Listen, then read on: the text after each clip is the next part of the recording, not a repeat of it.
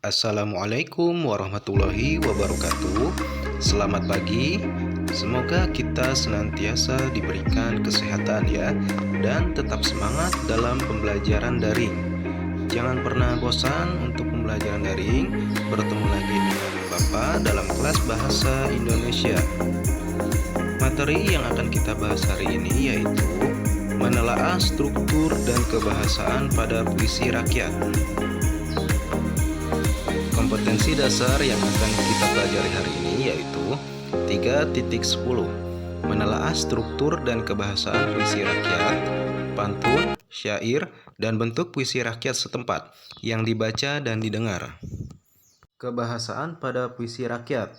Ada 3 kebahasaan pada puisi rakyat, yaitu yang pertama, berdasarkan jenis kalimat. Yang kedua, berdasarkan kata penghubung. Yang ketiga, berdasarkan kalimat tunggal dan kalimat majemuk. Nah, yang pertama akan kita bahas berdasarkan jenis kalimat, yaitu yang A ada kalimat perintah.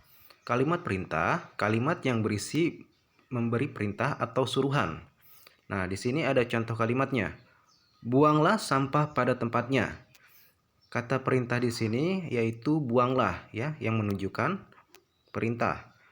Nah, kemudian yang B, kalimat saran. Kalimat saran, kalimat yang berisi tentang saran pada orang lain untuk kebaikan orang lain. Nah, kata saran ini mencakup kata sebaiknya, seyogyanya. Ya. Di sini ada contoh kalimatnya. Sebaiknya kau pikir dahulu demi keputusan yang tepat. Selanjutnya yang C, yaitu kalimat ajakan. Kalimat ajakan, kalimat yang berisi ajakan kepada orang lain untuk melakukan sesuatu perbuatan. Nah, di sini mencangkup kata ayo dan mari. Contoh kalimatnya, marilah kita jaga agar lestari. Nah, di sini ada kalimat ajakannya, yaitu kata marilah. Yang D, yaitu kalimat seru. Kalimat seru, kalimat yang mengungkapkan rasa hati seperti kagum, heran, senang, dan sedih. Nah, di sini mencangkup kata alangkah, betapa, dan bukan main. Contoh kalimatnya, alangkah indahnya alam Indonesia ini, wahai pemuda Indonesia, teruslah berjuang melestarikan budaya kita. Nah, di sini yang mencakup kata serunya yaitu alangkah ya. Kemudian yang E, kalimat larangan. Kalimat larangan, kalimat yang berisi larangan agar orang lain tidak melakukan kegiatan. Di sini mencakup kata jangan, hindari, ya.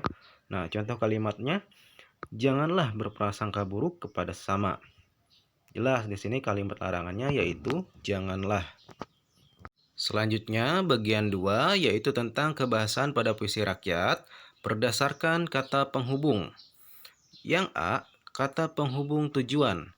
Kata penghubung tujuan merupakan kata penghubung modalitas yang menjelaskan maksud dan tujuan suatu acara atau tindakan.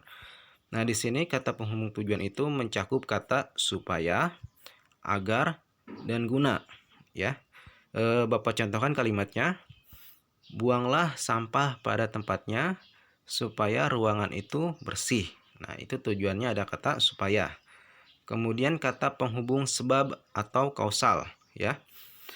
Menjelaskan bahwa suatu peristiwa atau tindakan terjadinya atas sebab tertentu. Nah, kata sebab ini mencangkup sebab, sebab itu, karena, dan oleh karena itu. Ya, contoh kalimatnya, banjir di Jakarta disebabkan karena hujan yang terus-menerus. Nah, di situ ada kata sebab, ya. Yang C, yaitu kata penghubung akibat. Konjungsi yang menggambarkan suatu peristiwa atau tindakan terjadinya atas sebab peristiwa lain.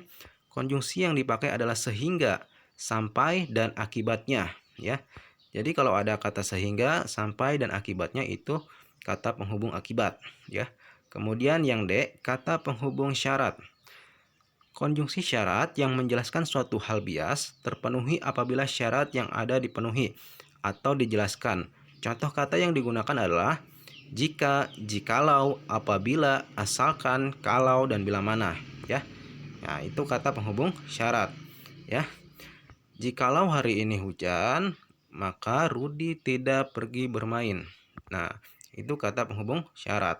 Kalau turun hujan berarti Rudi akan tinggal di rumah, tidak bermain. Tapi kalau misalnya hujan tidak turun, maka Rudi akan bermain, ya. Nah, bagian 3, kaidah kebahasan pada puisi rakyat, yaitu berdasarkan kalimat tunggal dan kalimat majemuk.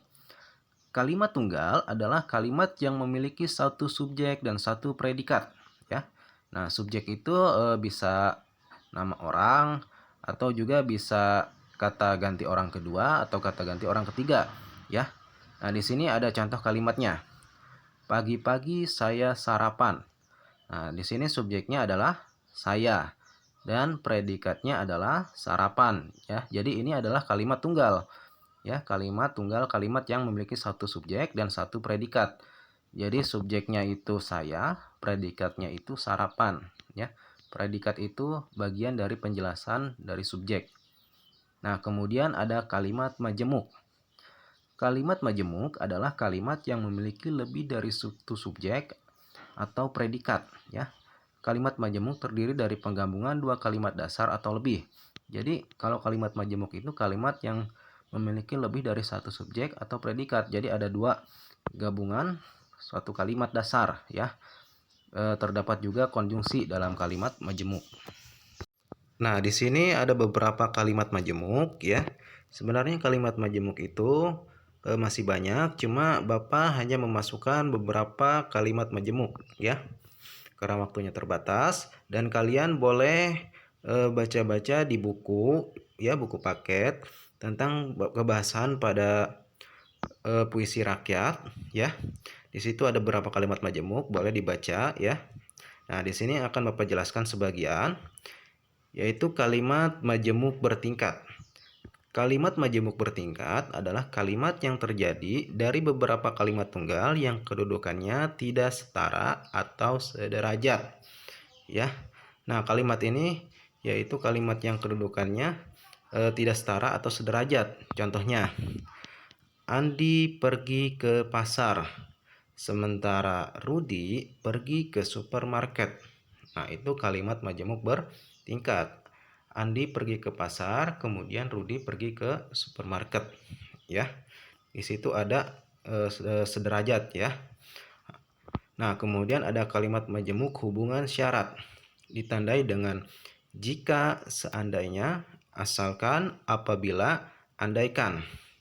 Nah, contoh kalimatnya, jika hidup bermalas-malasan, masa depan tak tentu arah. Itu disebut dengan kalimat majemuk hubungan syarat, yaitu ada kata jika, ya. Kemudian kalimat majemuk hubungan tujuan, ditandai dengan kata agar, supaya, biar. Contoh kalimatnya, agar hidup tercapai tujuan, hendaklah pemuda rajin belajar, ya. Kemudian yang terakhir yaitu kalimat majemuk konsensif. Kalimat majemuk konsensif ditandai dengan walaupun, meskipun, biarpun, kendatipun, sungguh pun. Contoh kalimatnya, walaupun belajar banyak godaan, tetaplah teguh mencapai harapan. Nah, setelah tadi kita membahas tentang kaidah kebahasan pada puisi rakyat, ya. Selanjutnya kita akan mencoba menelaah struktur dan kebahasan pada puisi rakyat, ya. Puisi rakyat itu seperti yang sudah Bapak jelaskan kemarin, yaitu ada pantun, gurindam, dan syair. Nah, mari yang pertama kita akan menelaah struktur dan kebahasan pada pantun, ya. Di sini ada contoh pantunnya, akan Bapak bacakan saja. Buanglah sampah pada tempatnya, jangan membuang di tengah jalan. Kalau kita tidak mau bertanya, tidak bisa mencapai semua harapan. Kemudian di sini ada struktur pantunnya. Nah, struktur pantunnya yang pertama, satu bait ada 4 baris. Di sini ada 4 baris, ya. 1, 2, 3, 4. Ini dinamakan dengan bait dan ini dinamakan dengan baris, ya. Kemudian yang kedua mempunyai rima akhiran a, n, a, n. Di sini juga ada akhirannya a, n, a, n. Dan ketiga baris 1 dan 2 adalah sampiran. Yang pertama dan kedua yaitu sampiran. Baris 3 dan 4 adalah isi. 3 dan 4 adalah isi. Antara sampiran dan isi tidak saling berkaitan. Jadi antara baris 1 dan 2, 3 dan 4 itu tidak saling berkaitan. Itu strukturnya. Nah, kemudian kebahasaan pantunnya. Di sini jenis kalimat pada baris ke-1 dan kedua adalah kalimat perintah, ya. Jadi ini adalah kalimat perintah baris pertama dan kedua. Kemudian kalimat pada baris ketiga dan keempat adalah kalimat saran. Ketiga dan keempat adalah kalimat saran, ya. Baris pertama dan kedua kalimat perintah. Baris ketiga dan keempat yaitu kalimat saran, ya. Selanjutnya yang kedua yaitu menelaah struktur kebahasaan gurindam. Nah, di sini ada contoh gurindamnya yang akan Bapak bacakan saja. Dengan orang tua jangan pernah melawan agar hidupmu tidak berantakan. Kita lihat strukturnya. Satu bait ada 2 baris. Nah, dalam gurindam itu terdiri dari 2 baris dalam satu bait. 1, 2 dalam satu bait, ya. Ada 2 baris. Kedua baris mempunyai rima akhiran sama yaitu n. Ini rimanya sama. Baris pertama n, baris kedua juga n. Baris ke-1 berisi syarat. Nah, ini baris pertama itu berisi syarat. Baris kedua berisi jawaban.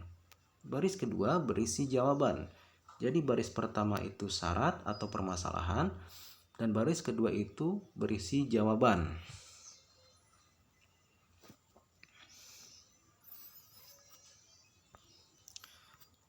Nah, kemudian kebahasaan gurindam, ya.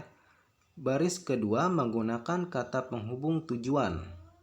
Nah, kita lihat. Baris kedua menggunakan kata penghubung tujuan. Di sini ada kata agar, ya. Dengan orang tua jangan pernah melawan agar hidupmu tidak berantakan. Berarti baris kedua menggunakan kata penghubung tujuan, ya, ada kata agarnya.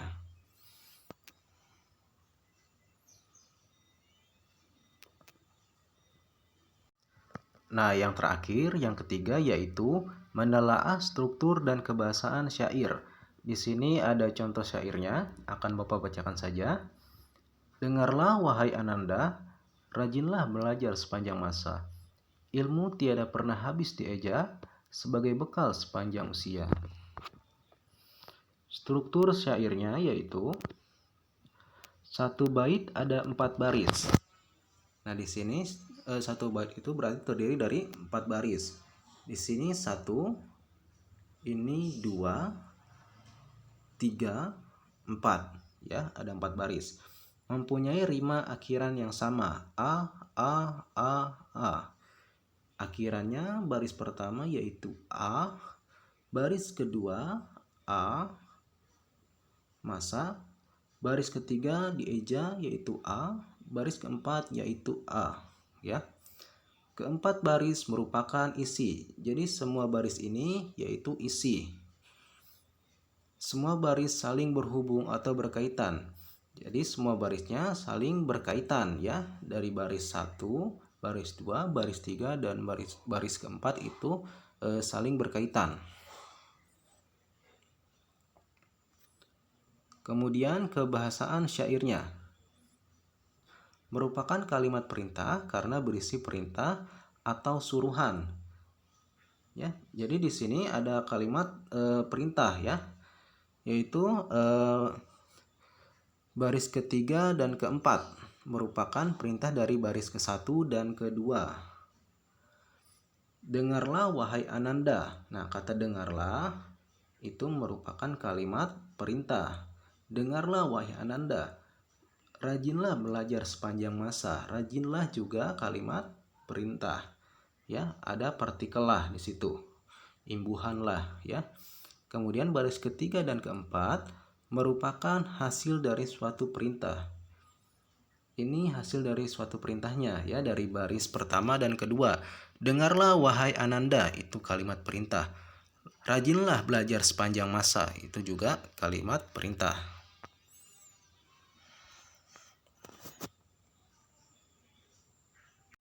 Nah, sampai sini aja materi hari ini. Bapak harapkan kalian paham tentang menelaah struktur dan kebahasaan pada puisi rakyat ya. Minggu ini tidak ada tugas, kalian hanya memahami video yang telah Bapak share atau dibaca materi PPT-nya ya. Dan dicatat hal-hal yang pentingnya ya. Bila tidak paham, boleh ditanyakan ke Bapak, bisa melalui Google Classroom, WA, atau komen di YouTube Bapak ya. Baik, terima kasih. Wassalamualaikum warahmatullahi wabarakatuh.